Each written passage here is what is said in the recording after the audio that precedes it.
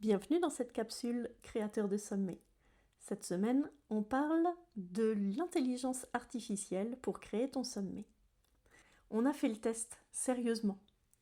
Le but, c'était pas forcément d'avoir une opinion tranchée à défendre, mais cette question revenait trop souvent pour qu'on continue à y répondre sans avoir cherché la réponse par nous-mêmes. Est-ce que l'intelligence artificielle peut organiser un sommet ? On a passé plusieurs heures avec différents outils, on leur a demandé de nous aider à construire un programme, à identifier des intervenants, à rédiger des invitations, à penser la structure d'un événement de plusieurs jours. On y allait méthodiquement, on a posé des questions précises, on a poussé, reformulé, insisté, et le résultat nous a laissé un sentiment étrange. C'était pas mauvais, c'était pire que mauvais.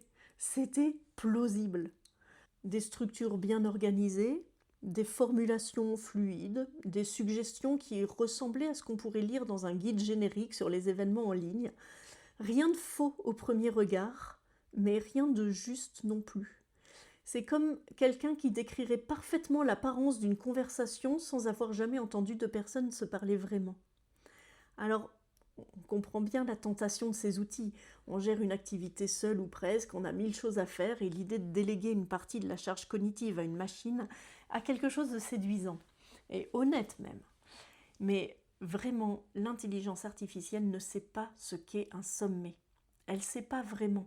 Elle sait ce que les mots « sommet en ligne » désignent en surface. Mais elle ne sait pas ce qui se passe quand on contacte un intervenant qui hésite, quand on sent que son domaine est en train de se fracturer entre deux courants, quand on doit décider si un certain profil renforce ou affaiblit la cohérence du programme. Elle ne sait pas lire ces signaux-là parce qu'ils n'existent pas dans un texte, ils existent dans une relation, dans un contexte, dans une histoire. Ce qui fait un sommet, c'est pas structurable. C'est pas une mauvaise nouvelle, c'est même une nouvelle assez rassurante.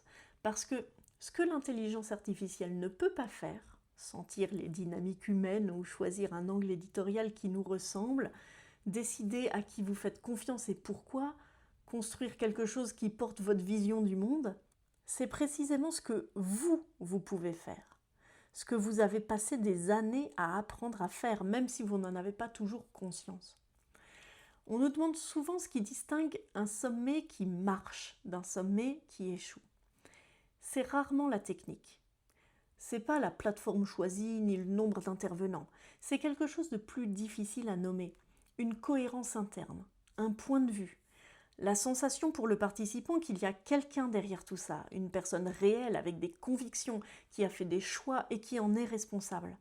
Et ça, aucun outil ne peut le faire à votre place.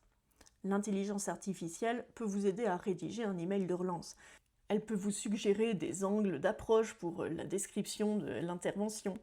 Elle peut accélérer certaines tâches de production qui prennent du temps sans demander de jugement. Mais elle ne peut pas être l'auteur de votre sommet. Et si vous cherchez à ce qu'elle le soit, vous obtiendrez exactement ce que j'ai obtenu, quelque chose de propre, de cohérent et de complètement vide. Donc la question, c'est pas de savoir si l'intelligence artificielle va changer la façon dont on prépare les sommets. Elle va le faire, elle le fait déjà. Mais la question, c'est de savoir ce que ça révèle sur ce qui, dans ce travail, ne peut pas être automatisé. Ce qui reste irréductiblement humain. Ce qui ne tient pas dans un prompt, même bien formulé. Cette partie-là, c'est la plus intéressante. C'est la vôtre.